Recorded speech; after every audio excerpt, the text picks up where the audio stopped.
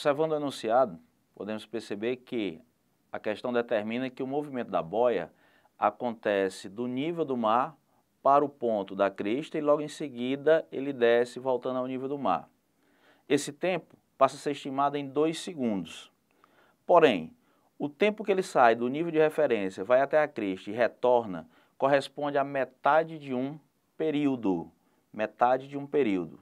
Se nós temos que a metade desse período foi de 2 segundos, o período descrito para o movimento ondulatório será, no entanto, de 4 segundos. Logo em seguida, ele fala que quando o ponto mais alto da onda passa pelo garoto, isso vem a determinar que ainda falta 1 metro para que a onda passe completamente. Daí podemos chegar à conclusão que o comprimento desta onda será igual a 4 metros. Sendo que a velocidade de uma onda é igual a lambda-f, equação fundamental da ondulatória, nós passamos a determinar que essa velocidade será igual ao comprimento de onda multiplicado exatamente pela frequência. A frequência ela será exatamente o inverso do período. Então nós vamos ter 1/4 de Hertz. A velocidade da onda será igual a 1 metro por segundo. Alternativa verídica para a questão, item C é o item verdadeiro. Observe que a questão vem tratando de fios ou cabos coaxiais. Esses cabos são bem comuns na instalação de antenas, né, de aparelhos de TV. Podemos observar que na estrutura do cabo, como representado aí, você tem uma capa de PVC, um material dielétrico, né? Você passa a ter uma trança contida de fios de cobre estanhado. Você tem um dielétrico polietileno sólido e tem um condutor central. Com isso, nós passamos a ter aí essa estrutura compondo o cabo coaxial. A pergunta que vem é a seguinte: a trança de fios de cobre de estanhado tem o papel de proporcionar.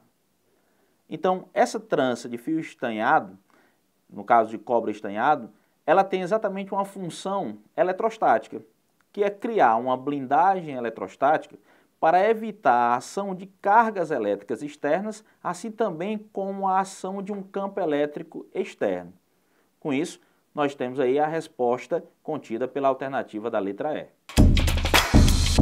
Seguindo as orientações da NR10, como estão apresentadas aí no item, podemos observar que os óculos eles passam a ter uma função essencial na proteção, uma vez que a quebra da rigidez elétrica do meio pode ocasionar faíscas de uma descarga elétrica e essas faíscas atingirem, por sua vez, aí o olho da pessoa que está manuseando alguma ação de cabos elétricos. No caso aí, temos que está representado na questão pela alternativa da letra D. Uma questão que sugere uma armadilha para as moscas é em função da adição do sabão. Observe que o sabão ele faz parte de um grupo de moléculas que são classificadas como moléculas anfifíricas, ou seja, tem uma região polar e uma região apolar. As moléculas anfifíricas também podem receber um outro nome, que são os agentes tensoativos, exatamente porque eles conseguem reduzir a tensão superficial da água por competir com as moléculas da água pelas ligações de hidrogênio. Logo, a letra A está correta, onde o sabão ele atua como um agente tensoativo, reduzindo a tensão superficial da água. Gabarito, letra A. Na parte do circuito fechado, a qual podemos denominá-lo de malha, é possível determinar a intensidade da corrente elétrica utilizando-se da primeira lei de Ohm. Nessa condição, a intensidade da corrente elétrica será igual a DDP dividida exatamente pela soma das resistências associadas. A intensidade da corrente será os seus 12 volts, dividido exatamente pela soma dos resistores, que convém a ser de 6 ômegas. Com isso, a intensidade de corrente que percorre o circuito será de 2 amperes. Essa corrente de 2 amperes, ela vai percorrer todos os pontos. Com isso, no ponto C, o potencial é igual a 20, nesse referido ponto. Se deslocarmos a corrente elétrica até o ponto A, teremos uma queda de potencial quando a corrente passar pelo resistor. Então, nesse momento em que ocorre essa queda de potencial, multiplicamos a corrente vezes a resistência, vai dar 4 volts. 20, que era no ponto C, menos 4 de queda, sobra 16 volts que vai estar chegando no ponto A. Do ponto A até o ponto B, não temos corrente elétrica, só temos apenas o gerador. Com isso, você pode verificar que, do ponto A para o ponto B, a diferença de potencial será o potencial do ponto A, que é 16 volts, menos o potencial do gerador, que é menos 12 volts. Com isso, vamos ter que o potencial do ponto B é igual a 4. Olá, pessoal, que legal estarmos juntos aqui, nesse momento, nas minhas mãos, uma questão maravilhosa de física para nós resolvermos. Vamos a ela. O sistema de iluminação de um consultório médico é composto por 6 lâmpadas idênticas. O esquema do circuito elétrico desse sistema está representado a seguir e eu já quero chamar a sua atenção. Observe que nós temos aqui, ó, 1, 2, 3 lâmpadas na mesma sequência de fio e outras 1, 2, 3 também na mesma sequência. Então as 3 daqui estão em série e as 3 do lado direito também. Agora note que este ponto é o mesmo que este aqui, este ponto é o mesmo que este. Portanto, os 220 volts são a tensão que alimentam, obviamente, as 3 em série aqui e são também a tensão que alimenta as 3 em série acima. E como estão associadas essas 3 em série com essas 3 em série aqui? Elas estão associadas nos seus devidos ramos em paralelo. Muito bem. Ao ser feita uma reforma no consultório, foram colocadas mais 3 lâmpadas idênticas às outras para melhorar a iluminação, ficando o circuito com a seguinte configuração. Então, dessa vez, vamos aqui acompanhar. Esse ponto é o mesmo que esse, que é o mesmo que esse. E esse aqui, ó, é o mesmo que esse, e é o mesmo que esse. E agora nós vamos ter 1, 2, 3 ramos compostos por 3 lâmpadas em série e os 3 em paralelo. Após a reforma, as lâmpadas ficaram ligadas pelo mesmo tempo diário que ficavam anteriormente. Uma linda questão de circuitos elétricos, competência 2, habilidade 5. Com relação à configuração anterior de 6 lâmpadas, o consumo de energia elétrica após a reforma é... Muito bem, vamos voltar aqui então para a foto inicial. Vejamos, nessa foto inicial aqui, a gente vai estudar o que estava acontecendo. Como eu disse há pouco, essas 3 lâmpadas aqui estão em série. Se cada uma delas tiver uma resistência R, juntas elas passam a valer 3R. E essas 3 lâmpadas aqui também estão em série, logo também 3R. E agora 3R desse lado com 3R desse outro em paralelo, eu vou ter uma resistência equivalente 1 igual ao produto pela soma. Ou, como são iguais, basta você dividir pela quantidade de ramos, 3R sobre 2. Há uma expressão muito conhecida que diz que a potência é U ao quadrado sobre R, onde U é a tensão e R é a resistência. Então eu vou dizer que na primeira situação a potência é P1, nossa tensão vale 220 volts, eu vou deixar U ao quadrado e a resistência equivalente 3R sobre 2. Divisão de fração, repete a primeira, multiplica pelo inverso da segunda, chegaremos em 2U ao quadrado sobre 3R. Essa, meus caros, é a potência na primeira situação, 2U ao quadrado sobre 3R. Agora, nessa nova situação aqui, vamos lá, vamos aqui melhorar então a nossa compreensão. Na nova situação, eu tenho agora essas 3 lâmpadas aqui, todas juntas vão valer 3R. Essas 3 lâmpadas aqui também 3R, assim como essas 3 aqui, 3R. E cada um desses ramos encontra-se com relação ao outro em paralelo, afinal estão todos alimentados pela mesma tensão de 220 volts, a nova resistência equivalente, a resistência equivalente 2, será 3R dividido por 3, que é igual a R. Portanto, a potência na nova situação vai valer U ao quadrado sobre a resistência, que é R. Muito bem. A potência anterior havia sido 2U ao quadrado sobre 3R. Pois bem, eu vou até reproduzir aqui, ó, 2U ao quadrado sobre 3R. Meus caros, nesse cantinho, potência é energia sobre o tempo. Então, a energia é a potência vezes o tempo. Isso significa que a energia e a potência, observe, ó, são proporcionais. O enunciado disse que o tempo seria o mesmo. Portanto, quem terá mais energia será quem tiver maior potência. Vamos comparar? Qual é a melhor maneira de comparar? Dividindo uma pela outra. A nova potência P2 dividida pela antiga potência P1 vai ser, vamos lá, P2, U ao quadrado sobre R. E dividido por P1 é multiplicado pelo inverso, 3R sobre 2U ao quadrado. Quando a gente fizer a divisão, U ao quadrado vai embora com U ao quadrado, R vai embora com R, deu 3 meios. Ou seja, só para a gente concluir, vamos aqui neste cantinho aqui, para a nossa conclusão ficar óbvia. Olha só, a potência P2 dividida pela potência P1 deu 3 meios. Portanto, P2 é igual a 1 vez e meia P1. Então P2 é igual a P1 mais 0,5 P1, o que indica para nós um aumento de 50%.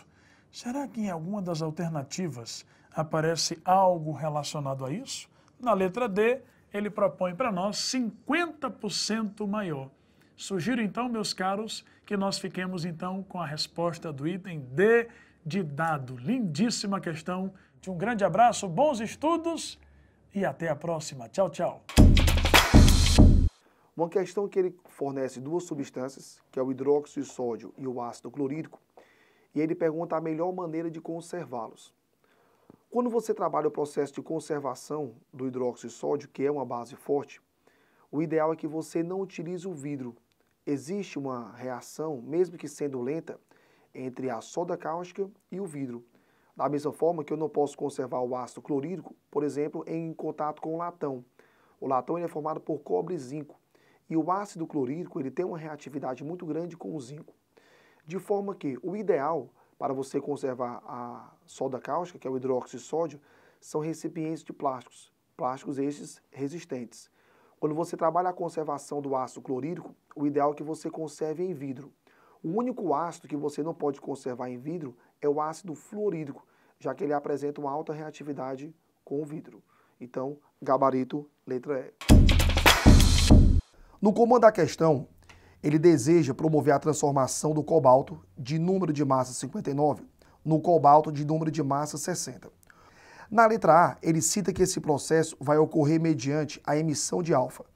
Na hora que você tem a emissão de alfa, você tem a perda de 2 prótons e você tem uma perda de 4 em massa. E o que está ocorrendo é um ganho de massa e a manutenção do número de prótons. Então, a letra A está falsa. Na letra B, ele diz que o processo ocorre por emissão de beta. Quando ocorre emissão de beta, beta menos 1, 0.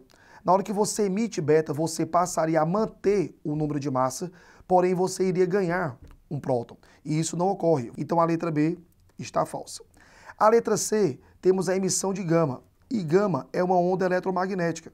Então na emissão de gama você não altera o número de massa e você não altera o número de prótons.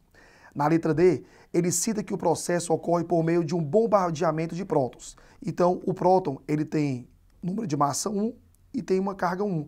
Então na hora que você faz o bombardeio com prótons, você iria alterar o elemento químico. E isso não ocorre. Alterar no sentido de você variar o número atômico. Então a letra D está falsa.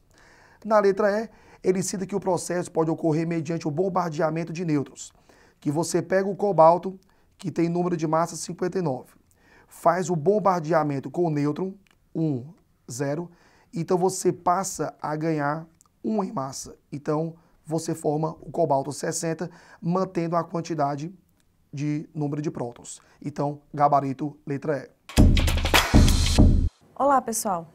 Nessa questão, é necessário que nós tenhamos conhecimento prévio na obtenção de metais e também no conceito de óxidos. Vamos lá, então, resolver a questão? A reciclagem de materiais é importante tanto do ponto de vista econômico, já que minimiza gastos com a produção de materiais e com a utilização de recursos naturais, quanto ambiental, pois diminui a quantidade de lixo e a contaminação de mananciais, dos solos e do ar. Entre os materiais que podem ser reciclados está o alumínio, metal que apresenta boa resistência à corrosão e densidade relativamente baixa. Do ponto de vista econômico, a reciclagem do alumínio é vantajosa porque ele apresenta alto. Bom, nós sabemos que para obter o alumínio é necessário que conheçamos o óxido que contém ele, que é o óxido de alumínio, representado por Al2O3. Para a obtenção do alumínio, é necessário que nós forneçamos grande quantidade de energia e também uma grande quantidade de corrente elétrica para depois separar o oxigênio do alumínio. Logo, o item A que diz o custo de obtenção pela eletrólise da ígnea da alumina. O item B, valor comercial já que é escasso da natureza. O item C, potencial de redução não sofrendo oxidação. Item D, resistência química à reação com ácidos. E o item E, valor de venda por ser um metal nobre. A melhor opção a ser considerada aqui é o item A, pois o custo de obtenção pela eletrólise ígnea da alumina. Por isso que ele apresenta um alto valor, deve ser a opção a ser marcada, item A, portanto. Uma questão que vai abordar a parte da estequiometria, envolvendo aí a parte de soluções em cálculo de pH. Observe. Uma empresa de carcinocultura resolveu iniciar uma criação de camarões em determinada região. Para amenizar os custos do investimento, durante a estação chuvosa local, a empresa armazenou 2 metros cúbicos, ou seja, um total de 2.000 litros de água das chuvas em um tanque. Entretanto, devido ao alto índice de poluição atmosférica da região, a água apresentou um pH igual a 3, valor impróprio para o cultivo, já que um pH adequado à criação dos camarões deve ser cerca de 7. Dessa forma, foi necessário submeter a água coletada a um tratamento químico com a adição de carbonato de cálcio, conforme a reação a seguir, onde para 2 mols de H+, são necessários 1 mol do carbonato de cálcio e a massa molar do carbonato, 100 gramas por mol. No comando da questão, ele pede a massa mínima de carbonato de cálcio necessária para a correção do pH do tanque de água é de aproximadamente. Observe que o pH inicial, ele é um pH em 3, ou seja, a concentração do H+, inicialmente, era de 10 a menos 3 mol por litro. Porém, o nosso volume inicial, ele é um volume de 2.000 litros. Ao multiplicarmos a concentração pelo volume, teremos a quantidade de mol inicial, ou seja, 2.000 litros multiplicado por 10 a menos 3 mol por litro, ou seja, um total de 2 mol em H+. Porém, a condição ideal é uma condição de pH 7. Com pH 7 e o volume de 2.000 litros, então a concentração do H+ ideal é de 10 a menos 7 mol por litro. E aí, ao fazermos a multiplicação, vamos ter a quantidade que deve restar de H+, ou seja, 2.000 litros multiplicado por 10 a menos 3 mol por litro. E aí, 2 vezes 10 a menos 4 mol de H+. Então, observe que a quantidade que nós temos no início, de 2 mol, e a quantidade final, de 2 vezes 10 a menos 4 mol. A diferença entre esses dois valores vai dizer a quantidade de H+ que deve ser neutralizada. Então, observe que a quantidade de H+ que deve ser neutralizada vai ser a diferença 2 menos 2 vezes 10 a menos 4. Ou seja, é uma diferença que vai ser de praticamente 2 mols de H+. Então, pelo processo reacional, observe que para cada 2 mol de H+, vamos ter 1 mol de carbonato. Ou seja, o valor da equação, ele coincidiu com o valor que nós obtemos. Então, a quantidade de carbonato que deve ser utilizada deve ser a quantidade de 1 mol. E 1 mol do carbonato corresponde a 100 gramas. Gabarito, letra C. Pelo que está exposto, nós gostaríamos de lembrar que a investigação trata da atividade mitocondrial. Eu lembro que mitocôndrias são organoides com a dupla membrana e que no caso de um hepatócito, ele pode chegar a apresentar o equivalente a 2.000 mitocôndrias. Trata-se de um organoide fundamental quanto à questão do fornecimento de energia para o metabolismo celular. É interessante aqui lembrar a função da glicose como uma fonte de energia, este monossacarídeo, e o do ATP como acumulador de energia, pois a glicose, à medida que vai sendo desdobrada enzimaticamente, vai liberando a sua energia, a qual fica acumulada no ATP. Então, esse organoide é fundamental para a energia, para que o órgão possa desenvolver seu metabolismo de forma harmônica, já que se trata de um órgão multifuncional. Portanto, o item correto para a nossa questão é a letra E, que sugere as mitocôndrias como o organoide ou os organoides responsáveis pela respiração celular e um acúmulo maior de ATP para o desenvolvimento normal do metabolismo intracelular. O que se observa na nossa questão é que, dentre estes cetogramas, há uma redução da utilização do carvão mineral, uma vez que esse constituinte, ele polui o meio ambiente, uma vez que contribui para uma eliminação maior de gases tóxicos, inclusive um dos gases de efeito estufa, que é o CO2. Portanto, da observação do gráfico, poderemos considerar que a redução de energia produzida pelo carvão mineral deve-se, entre outros fatores, ao fato de ele provocar uma elevada emissão de gases do efeito estufa e também contribuir para a ocorrência de chuvas ácidas. Portanto, o item correto é a letra D. Uma coisa bem interessante que a gente percebe é que o ponto de partida, que no caso aí é o Aeroporto Internacional de São Paulo Guarulhos, e o ponto de chegada, que é exatamente o Aeroporto Internacional de Orlando, esses dois pontos, o de partida e o de chegada, qualquer trajeto que você siga, sempre vai começar nesse ponto e terminar naquele outro. Então, em termos de vetor de deslocamento, é o mesmo vetor. O vetor de deslocamento, vale lembrar, é aquele vetor que liga diretamente o ponto de partida ao ponto de chegada. É uma linha reta, ligando o aeroporto de Guarulhos ao aeroporto de Orlando. Agora, os dois caminhos distintos oferecidos, eles dão distâncias percorridas diferentes, velocidades escalares médias diferentes, tempos diferentes, mas o vetor de deslocamento é o mesmo. Portanto, ficamos aí com a alternativa C. É uma questão que vai abordar um exame de glicemia. E ele tem como comando o seguinte: para medir a glicemia pós-prandial de um jovem de 15 anos, usando um aparelho glicosímetro comprado em um país que utiliza o padrão internacional, será considerada normal à medida que estiver abaixo de... Quando você faz esse tipo de glicemia, que ele chama de pós-prandial, observe que o limite é de 180 miligramas por decilitro. Então, se estiver abaixo desse valor, você tem aí um quadro normal. Mas quando você trabalha 180 miligramas por decilitro, isso quer dizer que eu tenho 1.800 miligramas por litro.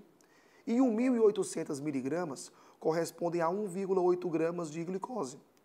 Quando você pega a massa molar da glicose, onde eu tenho que em 1 mol eu tenho 180 gramas, se eu tenho 1,8 gramas, eu vou ter 0,01 mol, ou seja, eu vou ter 0,01 mol por litro.